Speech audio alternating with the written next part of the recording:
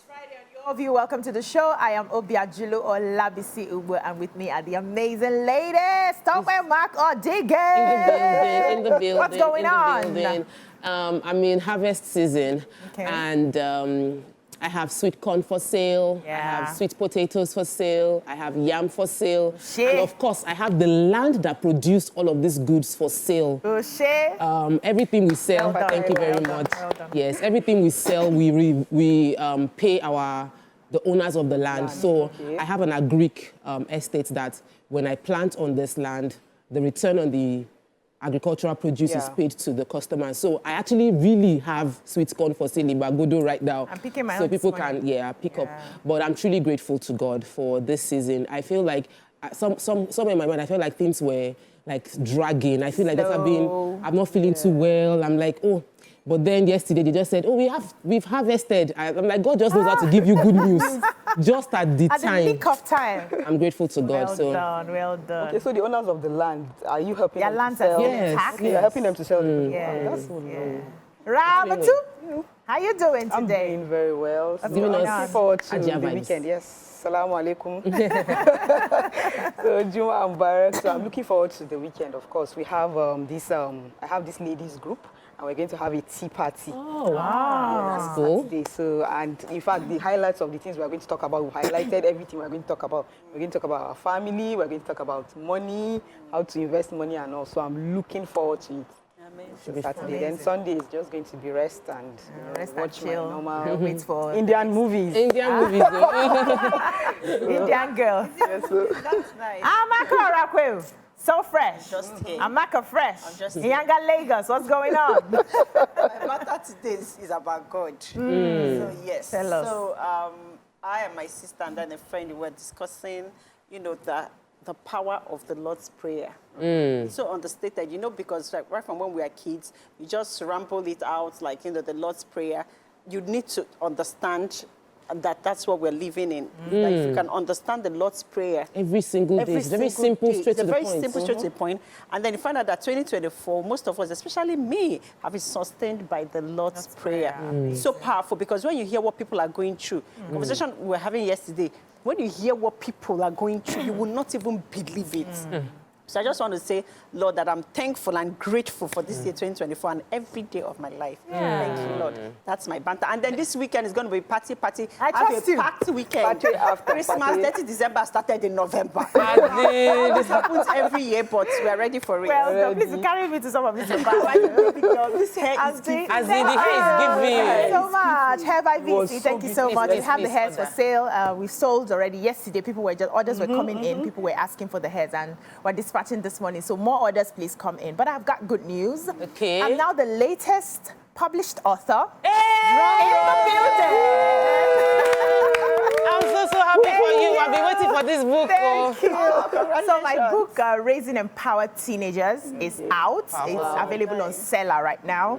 We're working to see how we can do the Amazon thing. I'll talk to you about that. And the physical copies will be available from next week, right? Nice. We're done with printing, just for them to dispatch down to me. And one of the reasons I decided to write the book, I've been a life coach for so many years now, I think about 5-6 years now. And, I've written courses on different topics, a range of topics. It's just to put it together. I remember there was a mentor we had. That guy was like, you have not written a book. With everything you're teaching, BC, you have not written a book. You should put it into a book. So this particular book is so dear to my heart because I work with children, being Montessori certified child psychologist and neurolinguistics practitioner as well. And I realized that parents had issues with teenagers. They don't know. They don't know how to navigate their moods, their hormones, and we want to use shouts. The way they shouted us down to, it's not going to work. So the book is like a bridge between parents and their teenagers to see how we can raise responsible adults. So while your child is doing the course, you get the book. The book is for you, the parents. You read, and then we work together, and that's it. I'm so excited. Thank you. Let's take a short break here. When we come back, we do the newspaper reviews. Stay with us.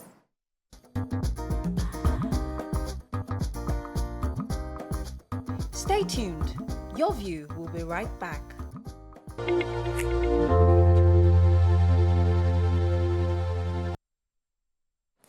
Welcome back. We'll be starting the newspaper reviews with The Punch. Major headline, Labour, states hold last-minute talks ahead Monday strike. NLC mobilizes for total shutdown, states hopeful of beating December 1 deadline. Port Harcourt Refinery, controversy surrounds NNPCL claim on operation. Tax, Northern Senators regroup, bill scales second reading. NAFDAC mops up fake malaria drugs. Tinubu 6 France collaboration on food, security, and education. Money laundering, US-based Nigerian may get 20-year jail term. Suspected herdsmen kill Ogun chief on farmland. Job creation not part of my mandate, Labour Minister. What stories are we starting with? So let's start with these fake drugs because this is terrible. You know, human lives are at risk. National Agency for Food and Drugs Administration and Control has alerted the public to the circulation of counterfeit Combia disposable tablets in the country. The agency said it had alerted its offices nationwide to begin to mop up the immediate mop-up of the fake malaria drug manufactured by Strides Acolab Limited, based in India. This product was discovered in the FCD and in Rivers State, and they are trying to contain it so it doesn't spread to other states. They said that the laboratory report of the analysis carried out on the product revealed that it contained 0 active pharmaceutical ingredients. The product was also observed to have 2 different date markings. Wow. Yes, the NAFDAC database of registered products has confirmed that the product license had expired and the NAFDAC registration number on it is wrong and not for the product. This is worrisome.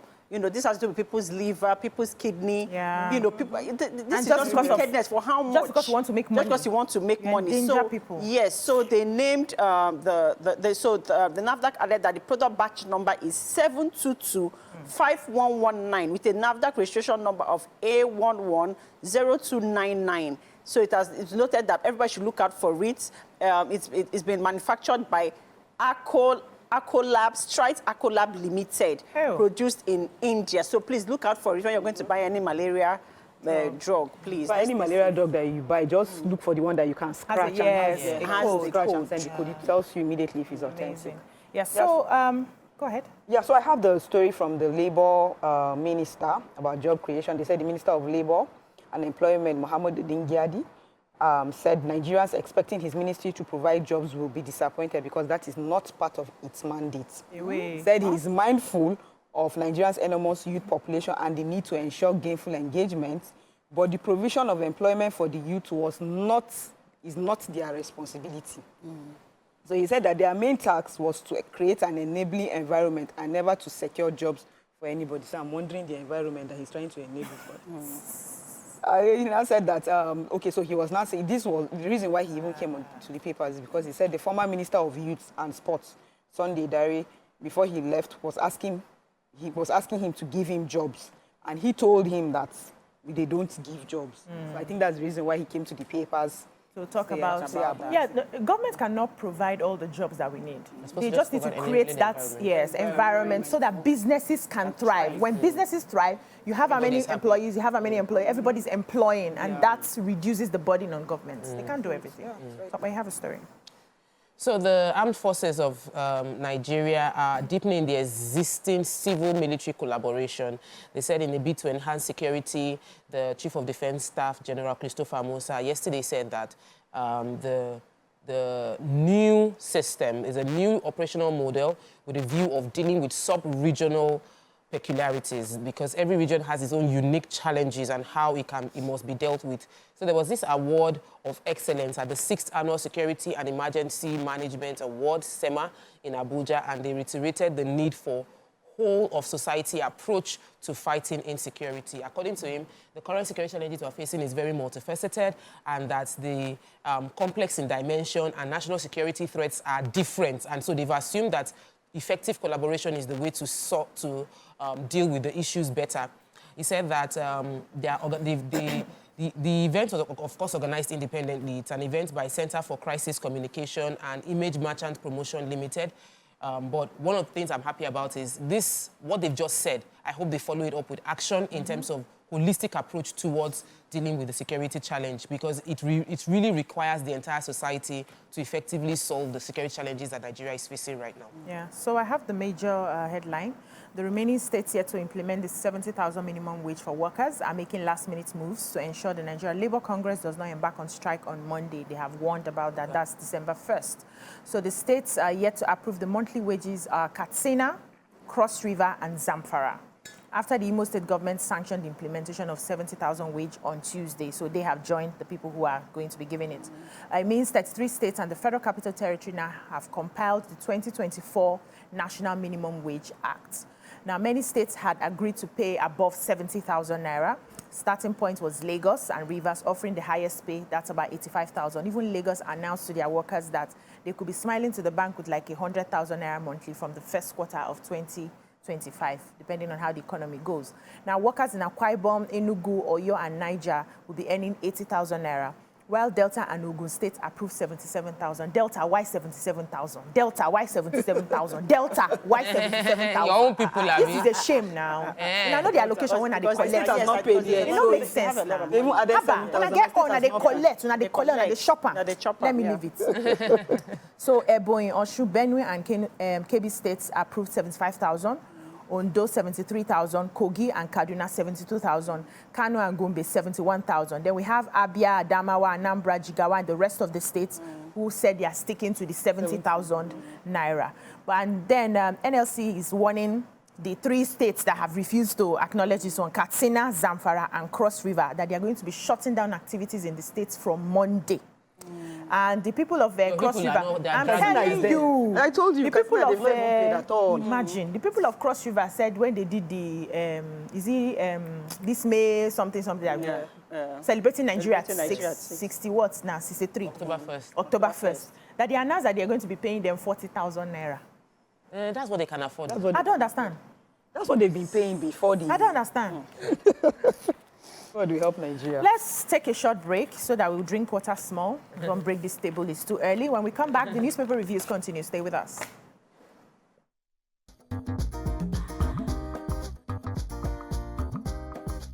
Stay tuned. Your View will be right back.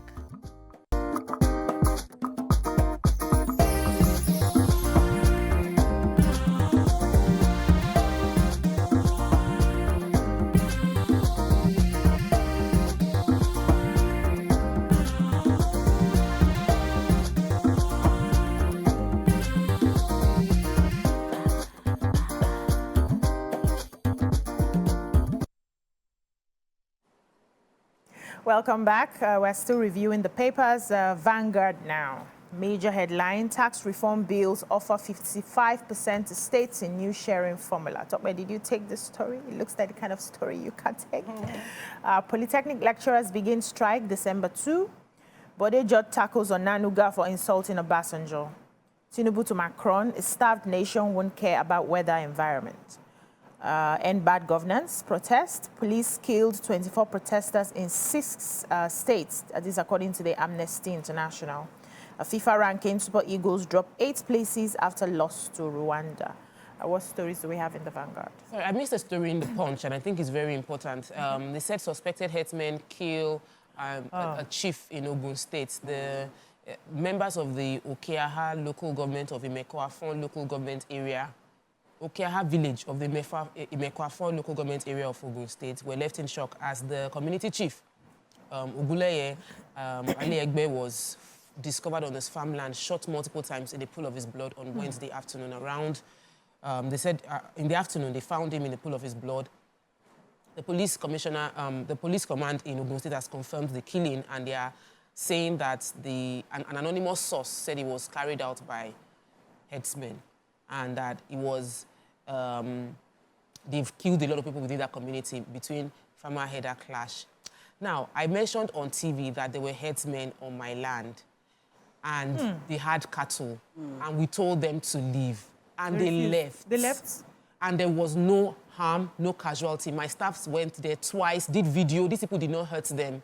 They are criminals. They are not. They are criminals and they are herdsmen. Oh, we should stop lumping them together. Yes. And the way we push this story out there, my staff were scared before they don't enter inside. The second time they went, they said, do video. These people are just normal. Many of the headsmen are just normal farmers. Yes. And because we've labeled them based on media, doesn't mean every headsman is a killer. You know, but in this particular story, in the particular story, they said that the police has done investigation. We need the police investigation to be conclusive. Yeah. They said the conclusion, what they found out was he was shot in the chest, resulting in his death. They taken photographs. They took his corpse to the police, to the mortuary, Ayetoro General Hospital mortuary for an autopsy, and that they have commenced preliminary investigation to apprehend the perpetrators, and the area is under surveillance. We don't know. So usually this is where the story ends. We will never find out who actually killed the person. Yeah. So the what will be left in the mind of people is killer headsmen. They even put Fulani, they say Fulani headsmen, the Fulani killing, like, really wrong. We need to investigate so that it will stop. We will know who killed who kidnapped who, and not just label a group of people and turn them into criminals when they are just... Because that's just putting the good ones, their lives are... I like the way you elaborated. Well, do we have another story? Yeah, so I have the story of the Amnesty International, where they said the police killed 24. They said the Amnesty accused Nigerian police of killing 24 protesters in 6 northern states during the nationwide Edbad governance protest between August 1st and 10th of August. They said that the Nigerian authorities failed to respect and ensure the rights of freedom of expression, and also they restricted the protesters to certain places, especially in Abuja, Lagos, and Port Harcourt. And also, they are now saying that that's one of the guys said, his name is Census, said Kano has highest number of casualties with 12 persons, 3 killed in Borno, Jigawa, and Niger, while 2 were killed in Kaduna and 1 killed in Katsina, respectively. But they are now saying that the President, Bola Tinubu, and his government must conduct prompt, thorough, independent, impartial, transparent, and effective investigations into the allegations of human rights violations during this protest, and ensure that those that they find responsible are identified and brought to justice in fair trials, and also that there should be effective remedies for victims and their families. So let's see how that's what they want. So the Academic Staff Union of Polytechnics, ASUP, yesterday announced that it will begin a 2-week warning strike beginning from December 2nd, 2024, over the inability of the government to resolve its 11-item demands. Some of the defining resolutions of their union's 111th NEC was issuance of the 15-day ultimatum to the government to address some of the issues, and some of the issues here are that they include sustained reports of impunity and disrespect of clear provisions of the Federal Polytechnics Act, different edicts establishing state-owned institutions and other instruments of governance in the sector, particularly as it affects appointment of principal officers in federal and state-owned polytechnics, as well as other items of governance in politics. They also said that there was a solid display of the Governing Council of the Federal Polytechnic, NECADE, the appointment process that was carried out in recruiting a new rector, that it was not in line with the acts of the polytechnics. And they named a lot, but then one that also came to my attention was the non-capturing of the peculiar academic allowance of members for sustained payments in the planned post-IPPIS era, and refusal of most state-owned polytechnics to implement the 35-25% salary review for members, and non-release of the arrest of same in federal polytechnics, amongst others. So they have like an 11-item that they want met. So I just feel that the government should negotiate with them, and the 15 days is not enough time for the government to meet everything. Yeah, but then if they have time frame. Yeah, but if they have an act that guides them, I believe that before they can appoint somebody, those acts or edicts should be followed. Yeah. That's just the right thing to do. Okay, let's move on now to the New Telegraph. You have a story? Yes, I want to take the tax reform story, because the tax reform story has elicited a lot of engagement, especially even from the lawmakers, who some agree and some disagree. Senator Ndume, of course, kicks against it, but Bamidele, Musa, Dixon, Moro are supporting the bill, because there's going to be a reduction, that's the part that I'm interested in company income tax from 30% to 25%, and an increase for the state governors to get about 55% in the new sharing formula, and zero VAT, on exports and essential commodities.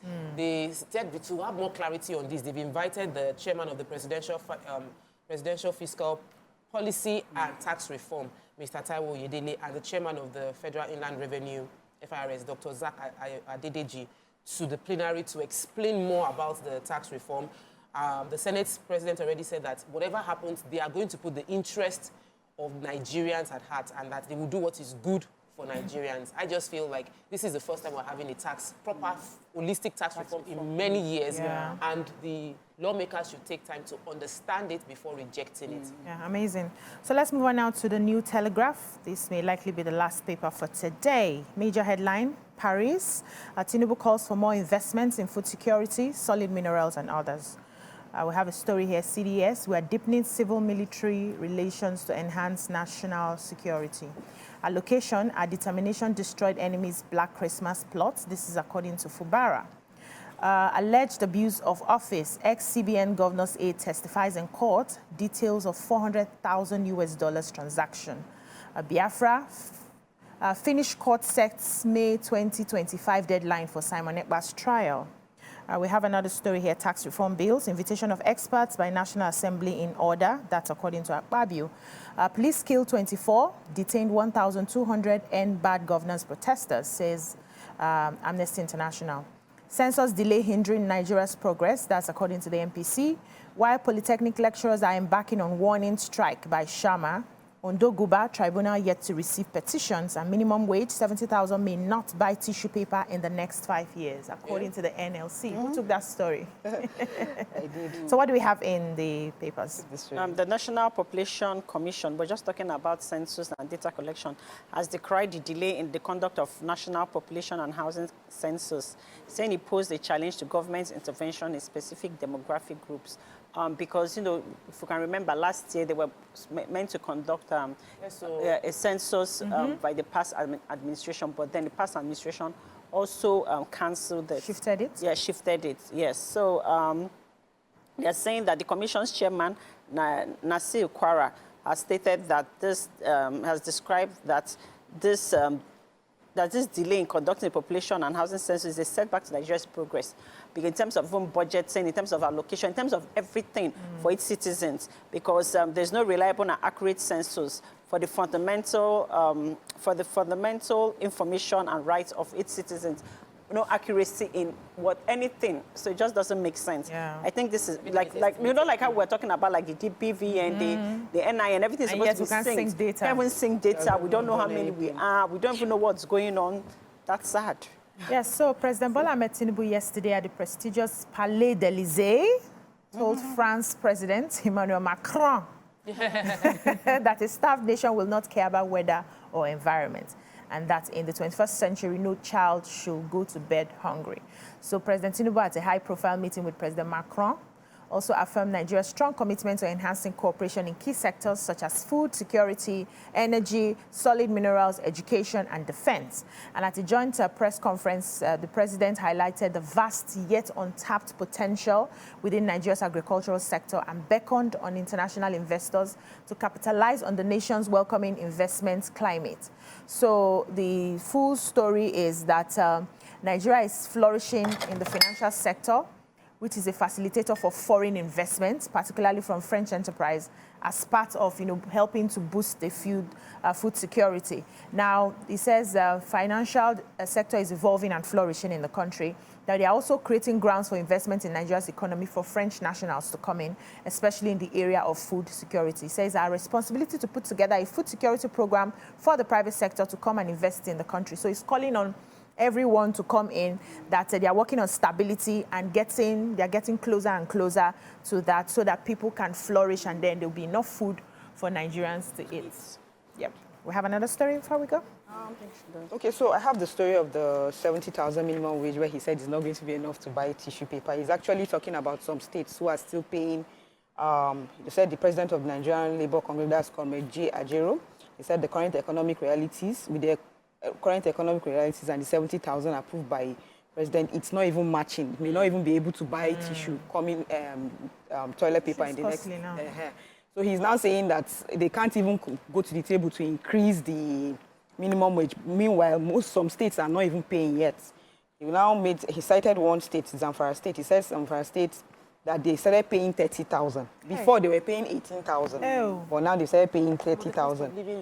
Exactly. So they are saying that they are going to start a strike December 1st, but it's not a general strike. it's going to be a state-to-state strike. That means those states According that are not paying paying the 70,000, they are the ones that are going to go on strike. So those are, they've listed the 3 states now. Cross River is there, Zamfara is there. There's another state. There's another state. Katsina is there, 3 of them. Thank you, ladies. That's all we can take on the newspaper segment. When we come back, the show continues afterwards. Stay with us.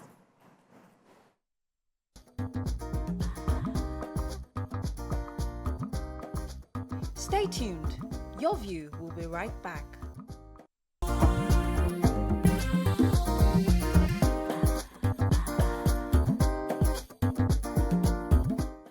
Thanks for staying with us. So on this segment, the ladies of Your View will be narrating a game-changer story that has defined moments and shaped their lives and careers, and will be highlighting personal stories of resilience, determination, and achievement of what once seemed impossible.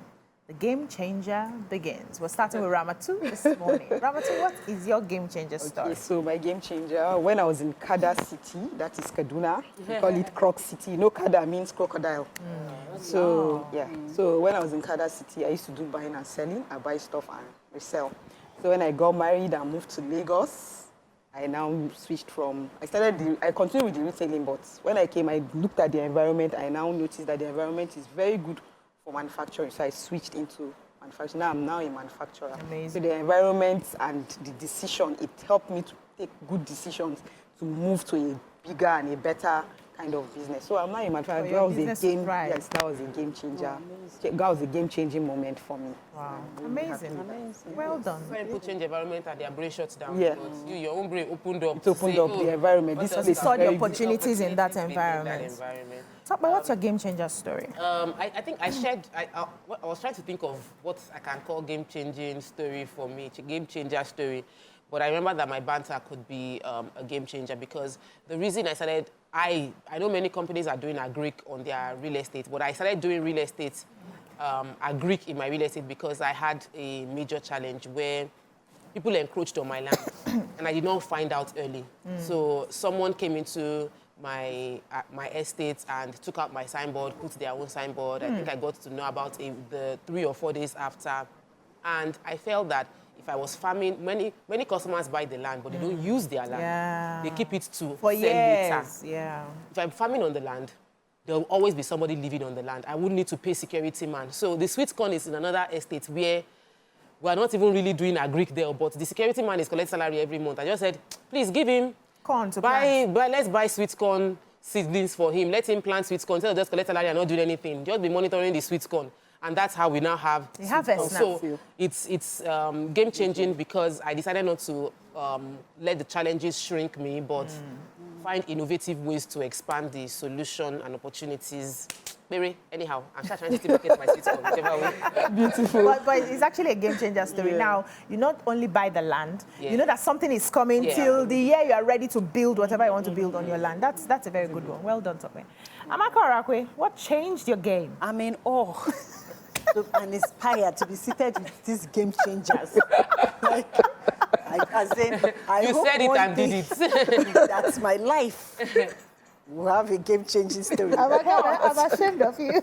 But anyways, you should not mind me. So when I moved back to Nigeria, to work in Nigeria, I've always been the fashion queen, how to style myself.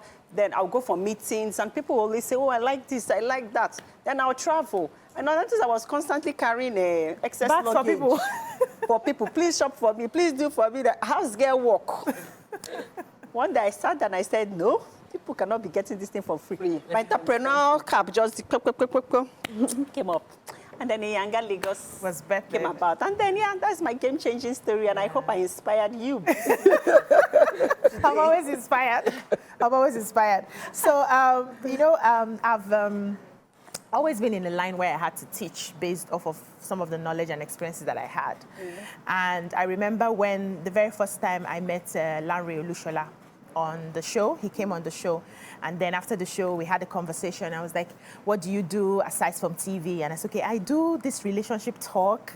I started on radio, and now I just go on, I used to call it the car series on my YouTube channel at the time. I'll just go there and talk about relationships and all of that. I really want to do this relationship thing. And he looked at me and he said, you need to learn. You need to be equipped. You need to get the skill for it so that you can monetize the gifts that you're giving. I said, send me a few of your videos, and I sent the videos to him. He looked at it and he said, you know what you're doing, but you need to be packaged. And that was a game changer for me. So he was doing a course at the time, the life coaching course, which I registered and I did for a number of weeks, months. They continued doing the certifications and all of that. And it gave me a better idea of how to monetize the skills that I naturally have. Finally, when I got there, I had to decide to niche, and I didn't want relationship again. Not because I don't like it. I still have a lot of clients who come to me for relationship coaching. I do it actively, just I'm not shouting about it. But it's because I felt like my relationship will be on the spotlight. People will not be looking at how I talk to my husband or how I do this. Like, people have a way of, hey, you that you're teaching somebody, I hope your relationship is cool and all of that. So I didn't want to put my husband in that space. That was why I left it publicly. I still do active relationship coaching. I have clients on that. They know, when they hear me, they know that you have a skill in this area, so they still come. But then I decided to now, niche into personal development. It moved into spiritual development. It moved into awareness. So that idea of sitting down to learn the proper skills to monetize your gifts is a game changer in anything you want to do in life. Yes. In anything you want to do in life, your ability to sit down, to persevere, to learn it is not just I have a talent. Are you skilled in that talent? Can your talent stand the test of time? Because on many occasions you will be tired. You want to give up. You feel like nothing is happening. I remember the first class I called. I did not have customers or clients, And Topper was like, it doesn't matter. Put another class. It doesn't matter. Put another class, And now when I call for classes, people are signing up before the class comes because they have seen that progress over time. So learning a skill is very important in any gifts that you have, whether it's natural or whether it's something you're interested in. It's important that you learn that skill. It's usually a game changer and it sets you apart. It just sets you apart. I think that's cool for our game-changing story today. We'll take a short break now. When we come back, we'll find some gist and just tantalize the people a bit. Stay with us.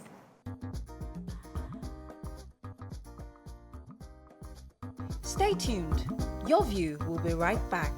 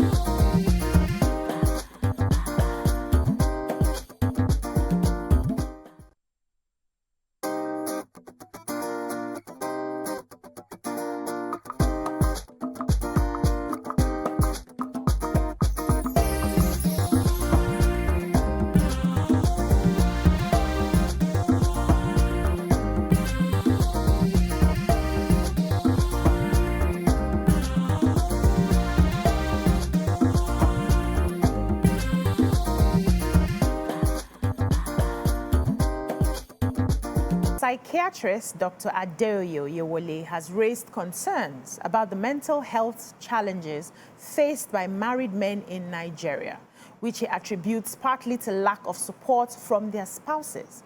According to him, many married men are depressed and passively committing suicide because their wives don't show sufficient support in fending for the family. What are your thoughts on this? You can join the conversation on 081-0764-1679 or 09024-163440. Tweet us at TVConnect using the hashtag YourViewTVC. So, this psychiatrist has said that many men are facing passive suicide because their wives are not supporting them enough. And I would have wished that the sort of support he was talking about was elaborated, because I know how women have also complained that their men are not supporting them enough. So if we have like an outline of the sort of support we expect from the man, the sort of support we expect from the woman, then we can now check, is it You know, does it match? Are we supporting? Do we need to do better in these areas? But, you know, with this general, you know, conversation, what do you think about it? In the story, he specifically talked about the financial aspect. Okay, money. He stressed, yes, so he stressed about the financial aspect of it all. And me, what I'm going to say is this, is that, first of all, in this African mentality, most men are not vocal with what they are going through. Okay. Most times, most men are not vulnerable. They are not able to explain to their wives if they are going through stuff and what they are going through and where they need help. They always try to muzzle up and say, oh, I'll do it, I can do it. And meanwhile, you can see that they are struggling and all. And even sometimes when you offer to help, they'll tell you, no, don't worry, I can handle it and all. I know of a friend who lost his job. He couldn't even tell his wife. Whoa. But he was waking up every morning and going to work. Away. You wake up in the morning, you go to work according to him, and he was going nowhere. But he couldn't bring himself to tell his wife that, look, I've lost my job. Why? That's the thing, is because, I don't know, there's a burden on them. Like, there's this pressure on men, you know, that they are the ones that have to make sure that they bring things to the table, as in, they have to take care of their family and all. So I think because of that pressure, they are not vulnerable enough to say whatever it is, or if they are going through stuff. It's always very, very difficult for them to express themselves in that aspect and all. And then sometimes, since this feminism came, men have taken it, in fact, they are giving it a different meaning. Yes, they're giving it a different meaning and all. Feminism is just a woman just coming out of herself and being a better version of herself. And being a better version of herself, she will help you in areas of decision-making and all of that. But the men have taken it differently and all. And most times, some women are scared of, you know, supporting the man financially, because he said financially, because like yesterday, you guys took a topic, polygamous in nature. So if I'm going to talk about myself now, you are the type that will, maybe there's a possibility of you bringing in another wife. Depends on the areas that I can help you when it comes to the children, maybe, but when it comes to some certain things in the house, like for example, maybe rent or something, I'll just allow you to do that. Because you're the man? Yes, because you're the man. And if the fear of, after investing or putting properties together, and another person will not come and chop. Another person will come and then come and enjoy the whole thing. You see, that's where, so I think some women are scared of investing in that kind of, you know, helping men when they think of those kind of things. And then you know how men are always, how men side chick here and there. So you now think that when you are helping in the house. Go and support side chick. Exactly. And the side chicks are not funny. They are not easy. They are the ones carrying the iPhone 16. They are the ones going straight. All of those things. And then you are now the one taking care of the house, you know. So I'm taking care of you and your side chick without my knowledge. Yes. So, I don't like when people spew information without proper data or and sort of like incomplete generalization. Because in Nigeria of today, or even just talk about generally, we have more financially supporting women than we've ever had before. More women. We have a larger number of empowered women married than we've ever had in history. More women are educated, more women are getting good jobs, more women are working really hard and being financially independent, and more women are supporting their men than ever before. So, Oga, who did you ask question? Who are the ones coming to meet you? Who gave you data? Because the reality is exactly opposite of what you're reflecting. Of course, there will be some men who would say that their wives are not supporting them financially, and those men who will say that are men who have not effectively built those relationships. If you have nurtured a woman, it is in a woman's DNA. Yes, so naturally. To multiply what you give to her. So you have given her suffering and hardship. Sorry, that's why you are going through what you are going through. But if you are giving a woman love, and you are giving, and you're communicating where you are, the woman will go through, like, you know, when a woman, we are all women, when women want to give birth, the process of raising a fetus into a child inside you. If a woman doesn't have food, if she hasn't eaten, the fetus will take from her blood. Yes. It will take calcium from her bone. It would draw everything. So a woman's nature would empty herself and die to take care of who she loves. Yes, That is how true. a woman is wired. That's how we're So wired. if a woman in your life cannot empty herself for you, look at yourself again. Exactly. I am tired of people blaming women for everything. Yeah. The children did not work out well. Where the is her woman. mother?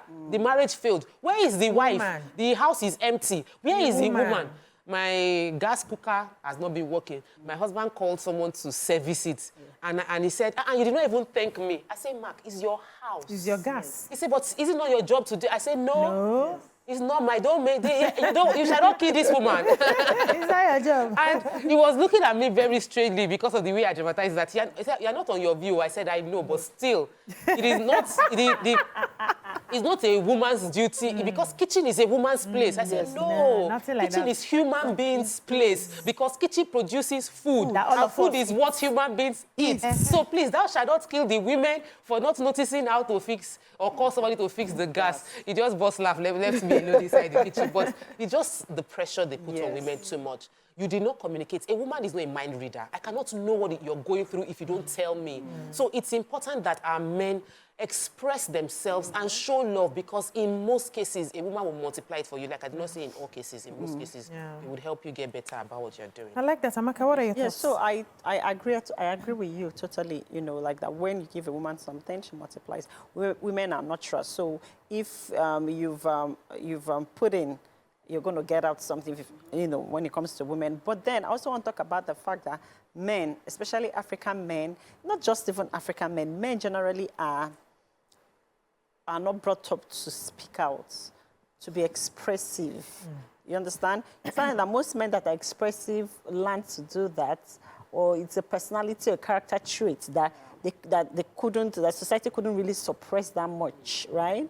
Or they have a very confident personality, so they know themselves. But most men can't express what they're going through. Like yesterday, you know, my banter, I talked about the God factor because we were having conversations yesterday around a lot of things. And a friend of mine was telling me how his daughter has been 11 years in remission, cancer. So she had cancer since she was a baby. Yes, and then the cancer, she went to remission. It came back 3 different times. And half a whole year, they were living in the hospital. Then his mother was sick with lung cancer, was in another hospital. How he had to like shuttle, you know, go to visit the daughter, the mother, go to work. He was having an MBA then and provide. And he was someone that wasn't expressive. He couldn't talk. He wasn't talking. And one morning, he woke up and stretched, and next thing, he landed on the ground. He passed out. And then he had the stroke. Yes. Yes. So, and this is not just this one person, because he was telling me another story of another of his friend. So men go through so much. Through so much, and they internalize. And most men don't cry. And it's okay to tell men and to tell the boy child that it's okay to cry. It's okay to let out. It's okay to be it's okay to be expressive because crying is healing. Crying helps you just deflect and just, you know, say, I feel better. You understand? So more men should be encouraged as a woman, you know, in supporting your husband, in supporting your partner. You need to encourage. You can see that men struggle with this. So maybe we now need, as women, need to now encourage whoever we are with to understand, to speak up. Maybe we can go an extra mile to ask, how are you? How was your day? What's going on with you, right? Or maybe when you're with somebody or you've lived with somebody, you've been with somebody for a while, from the person, even if the person is not speaking out, from their behavioral pattern, from their facial expressions, from maybe them withdrawing or being quieter than normal, not eating, you would know that something is going on. So maybe we as women, we need to maybe go an extra mile to actually show more concern or, you know, really look into what's going on with the man, because really most men are collapsing. Most men, there's a high risk of them having stroke and people passing out. But when it comes to the finances, like you said, for example, in the north, where you're scared that if you're going to put in something, someone else is going to enjoy it. It's just only natural for you to want to take a step back and be careful. But then it's also important, where it's now important, and the onus is on the man to give the woman the wall of protection for her to be her best self, even in sharing her finances. Even like, for example, having a court wedding already guarantees the woman that what we have belongs to us. Yeah, so we have a live event going on, Akwa Ibom First Lady Burial. It's happening today, 29th November, time 10 a.m., location in Sit Ubium, and it's going to be happening for like 2 hours. So I'm sure they will be taking us out of, yes. But if you're online, you'll still be getting it. I've heard you people, but I feel like we're putting a lot of responsibility on the women. Too much responsibility on the women. That's my own personal thought. Because we know men most of the time are not vulnerable. But how do you marry someone for companionship and you cannot share? So they raised me from my own house. And as they were raising me, they were teaching me how to take care of you, how to do this. Those kind of comments they pass. You're a woman. Don't sit like that. Yeah, is that how you're going to serve your husband food? Blah, blah, blah. That's intertwined in our own raising when they're raising girls, right? And then I come to you as my partner. You're a full-blown human being. I'm a full-blown human being. We meet, then I start raising you again. I'm raising children. So I'm raising you to be able to talk to me. You don't know you're supposed to talk to me. So what conversations are we having while we're dating? If you see me as somebody you want to spend the rest of your life with, and you cannot share with me when you have a problem. So why am I there? Why do you bring me? Just to birth your children? You should be able to share with your wife. That story that you gave where the man... and I've heard that story several years. It happens. You lose your job as a man, and then your wife is not aware that you have lost your job. So is that one ego or what? It does not being not able to be vulnerable. That's just ego for whatever reason. Probably the idea, what's this thing? Shame. How about shame? No, aside from shame, there's this thing some men do. Let me not generalize here. They want to show like they're larger than life. I've got it covered. Now, when something bad now happens, you want to keep up that face. It's shame. It's actually shame. Yes, but why would you be ashamed? The scripture said, and two of us shall lie together and not be ashamed. Oh, my sister, let's talk about ourselves because we are good women. Okay. Now, I know that anybody that catch a makana, you are married way. Trust me, you don't have a problem. Thanks, babe. But there are some women that even you, as a woman, you will be shy. It will embarrass you. I know. I have met women, I have had conversation, and a woman was telling me, a fellow woman like me, telling me what she said to her husband. And I was pitying the husband. Hey, way. Like, hey, the person will marry you, don't get problem. Oh. Even if you did not have problem outside, you are a problem. Because it is just the way she's wired. Yeah. So that's scenario we might not be able to understand it because of who we are and the relationships and how we've been brought up. But some women actually have become bottlenecks to their partner's success, and they cannot say anything because anything you say or do will be used against you forever and ever. That's how some women operate. The day you say you are vulnerable or you say something, or even do you know how some women mock their men on the days they cannot perform in the other room? Or provide. Yes. As in, they will mock the man forever. So when you marry such a woman, you will learn to be careful. Sadly, even if you don't marry such a woman, or you were brought up by such a woman, which is something else. Some men were brought up by women who nag, who complain, who never forget when they do something for their fathers. So they never want to be in that situation again. So the reason they are holding on is not because they married a bad wife. Okay, first of all, we need to learn how to listen. Okay. Sometimes most women don't know how to listen. We don't really, we listen to respond instead of listening to just understand where the person is coming from or what the person is trying to say. Most times we listen to respond. And sometimes I always say this thing, like that's what I use in my own, when somebody talks to you, is talking to you, sometimes you don't have to reply that very day. If you don't have any response or if what you are going to say is not going to be the solution to the problem, just don't say anything that day and don't say anything the next day until when you know that you are going to be able to say the message in a calm and a more understanding way, then you can now voice out your own opinion. Most times, most men, they want to bring their own opinion and they want it to just stay. You understand? Everybody should follow what they are saying, which is okay. But then, don't argue at that spot. Because that is where, because sometimes I've been trying to understand whenever men say women don't respect them. I've been trying to understand where, yes, it's because you are replying immediately. And then when you reply, sometimes, it starts... Reply from your emotions, from the way the thing is hitting you. I think you need to sit down, reflect, think about what they have just said to you until you have something constructive or something, a better solution. It's both ways too. You need to land. When you say constructive, you might have something constructive, but the man wouldn't hear because in that moment he's expressing his emotion. I love what you said, that we should advise, in advising women to solicit. I know that we always say that you cannot change a man, but you can provide a nurturing environment for him.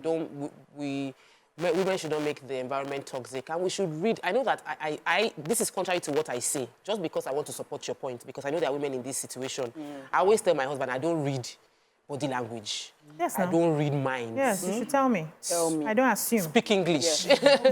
But I think that women need to become more sensitive to reading body language now. Read body language. I read body language, but I tell him I don't read it. So let me just say the truth. I read it. I know when it's doing somehow. I'm like, what's happening? What's going on at work? Because I know what he's doing. Some women don't actually know what their husband is doing, like what they are doing. Their husband's business. They don't know enough about their husband's business to know how to ask questions, to solicit details, because he might be going through something.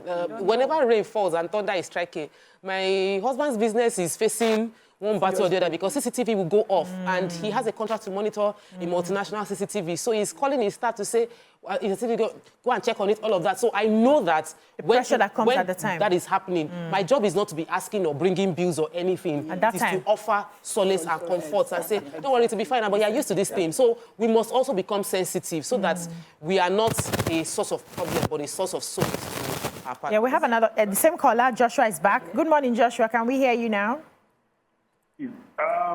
It's good that you ladies bring this topic, because a lot of men and women these days at age are going through a lot of things in life. You see, men, we are wired differently from you ladies. Yeah. The issue about marriage, supporting each other as a spouse. Sometimes we men, we are so afraid of expressing ourselves to our women, because sometimes women are very, very delicate. You cannot really know what to tell them that will anger them.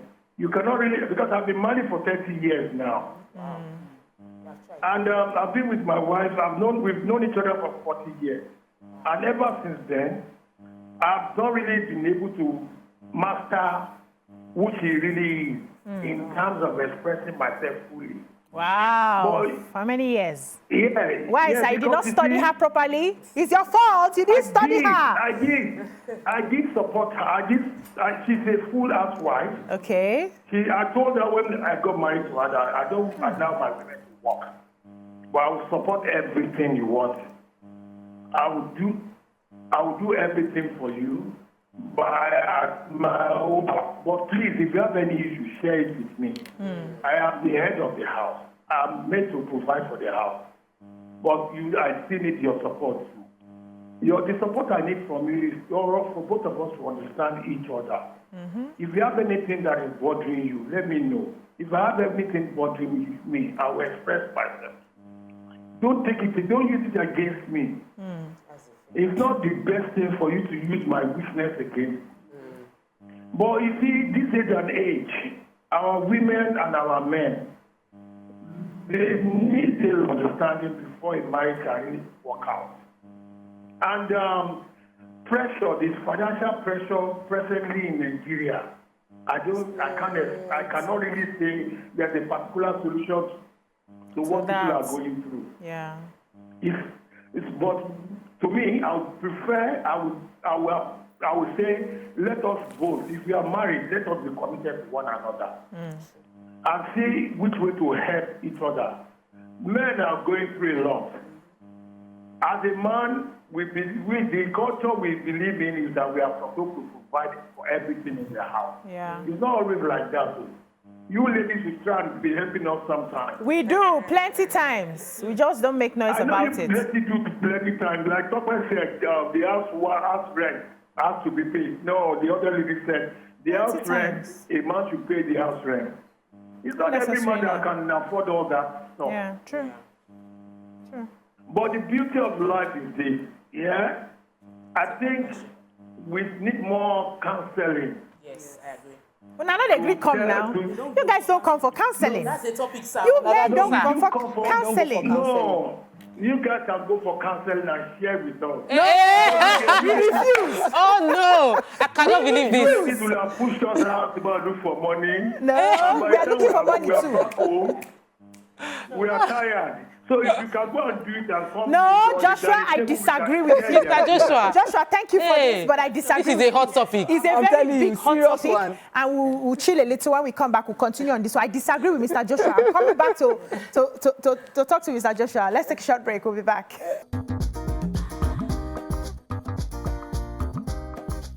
Stay tuned. Your View will be right back.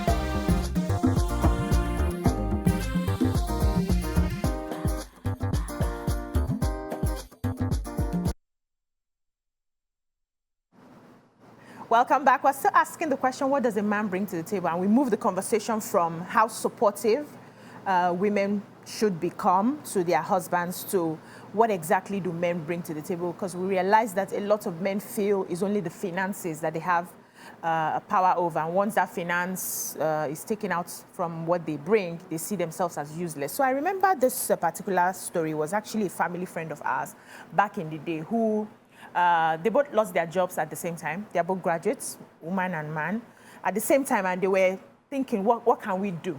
So the woman has a skill to fry puff-puff, buns, egg roll, and all those snacks and all that. And she started making snacks. She'll make snacks, she'll take it to a school, stand there during recess, people will buy and all of that. Guess what? The husband joined her in making the snacks. They will make the snack. In fact, he had to quickly learn. Yes, they will make the snacks together.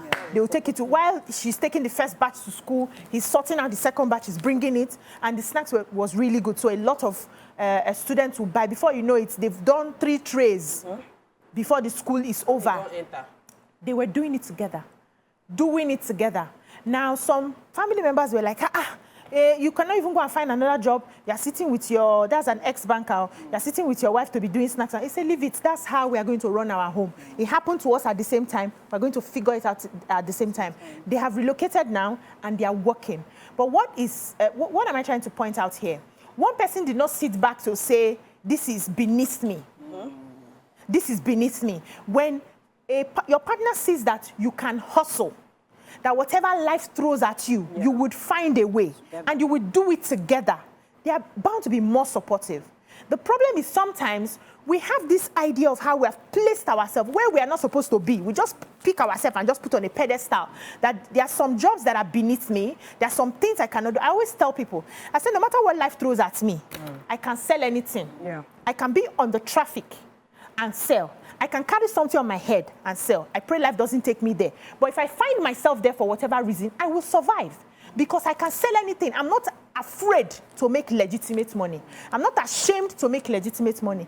And if I'm doing that and I see that I have a partner who's supportive, even if he doesn't come out to sell with me, but when I get home, somebody looks at me and say, hey, I've made something small, come and manage, come and rest, presses my back, massages my leg, just to show that support that you're doing it. It's part of it. Why won't I release my money to you? I have another person on one hand who she's doing all the stress. I've said this here several times. All the stress. And this man is just there defrauding her. Exactly. They will give money to go and build house. He will chop the money.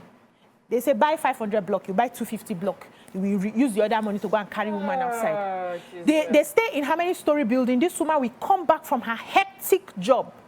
And then she's the one carrying water upstairs, fetching water for them to use. You were at home all day reading newspaper, you did not move. The children are growing, they are seeing everything. Tomorrow, you will say women are the ones that enjoy the marriages. What did the children see? There's no way tomorrow my daughter will send money and he will not bring daddy's own. It's not possible from what she's seen already, right? So let's find a way to understand that It's not one against the other. We are in this together. Exactly. We should be supporting ourselves. And men need to bring more to the table than just the money. Your compassion for your wife. There are a lot of marriages I know that they don't share with each other because when we fight, we use it to yab me. If I gist you about my family, when we fight now, you use it to insult me. If I gist you about my colleagues now, somebody annoyed me and I'm upset, and if I gist you tomorrow, you use it to yab me. So I keep my gist. You keep your gist. And they are husband and wives. So are we lying to ourselves in the kind of companions that we are picking? Yeah. We need to ask ourselves those questions. Yeah, okay, so like the first story that you gave us, right, where you said that the man, I can see where the man was able to debunk all those, lashes from everywhere. People were coming to say, why are you following your wife? To go and sell puff. At least now he was able to tell them off and say, leave us alone. That's number one step. That's to show how supportive that man is. That's number one. And number two, I know that, men are really wired to really provide for the family. There is that when they are not able to fulfill that, Makes them feel less. yes, it makes them feel less. And when they feel that less, it's a burden on the woman as well. She starts feeling it because you start taking it out on her one way or the other. He becomes a bit frustrated and he becomes agitated over anything she does won't just be right. So it's just okay for a man to really, really be able to express himself when he's going through stuff. We should just make sure that we give them that enabling environment where to be able to share with us. Yes, they'll be able to share. But you also realize that even though women complain about narcissistic men, they are also very abusive women. Of course. Wives. Yes. There are Plenty. Somebody just sent There are women that beat their husbands. Yes. Do you understand? They're also, we need to, because this topic is about how to help men. More. You understand? Because so many men go through abuse from women, and men already, like even the Bible would say that what a man has is his ego, and that's why they say woman respect husband. I'm landing. I wanted to say why the Bible has ego. Sorry, I mean, like as a woman respect husband, woman be submissive, the man love. Man love, right? So men, it's usually what they have is respect is important to them, their ego. Yeah. So imagine now that ego is already deflated. You now have an abusive wife, then you cannot talk, they'll still beat you. You're internalizing a lot. It's the problem. Nigerian men are battling depression and committing suicide is very sensitive. Seriously, I have a lot to say and share and teach if you don't mind. He said, when you have a wife who is ready to misinterpret everything you say, wow. He said, I'm pretty sure you don't know the level of things. Men are dying in case you really care to know. That's scary. As in, he said, I wish I can forward her number to you for counseling. I'm sorry, I don't offer counseling. Then they pay for coaching. That's what this is extremely, but I must say men this. don't go for coaching. Pay for We're going coaching. to talk about it. Pay for We're going to coaching. talk about it. Pay for therapy. Go for counseling. Whoa. Because both men and women who are facing this kind of challenge is not by pointing finger and saying the woman is the problem, the man is the problem. It's both parties that want to make a marriage work. Pay and talk to a professional to counsel you. Many people are living a traumatized life. Like they're living the result of their trauma. And they're not able to overcome it. Maybe your parents were being beating each other, or your father was doing one thing, or your mother was doing one thing. And you inherited that trauma. You are now living that reality. Your wife is living her own baggage. You too, you're living your baggage. Going into therapy helps you to drop both baggages and mend each other properly. So please. So what would my code There be? should be too much hug. Let me find a code. Somewhere, help us. Which code are we going to use? 201. No, That's not bad now. Somehow. You just rub the head. You just rub the head one time. Something I'm not okay. Baby, I'm not okay. There you go. Baby, I'm not okay. I just feel, please, men can read books on relationships too. Marriages. Yes. Men can read books on marriages too. Men can read books on parenting too. Yeah. It is not the Job sole of a responsibility of a woman to make things work. Both parties will make things work. Together. So please seek therapy if you are in an abusive marriage or in a marriage where you feel like you're going through depression. Please, please, please. I was impressed by a man that was last year who reached out to me and wanted therapy on his ability to manage his emotions with the wife.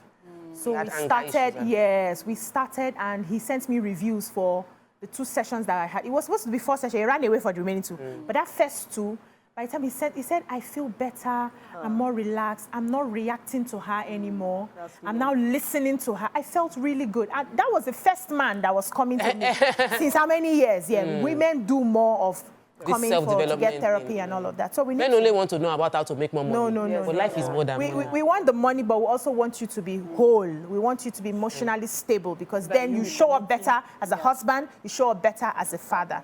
That's all we can take on the show today. Thank you so much, ladies. I enjoyed having this conversation with you. Your View Pigeon continues tomorrow, where we break and the chop 'em. I'll see you again. Bye-bye now. Bye.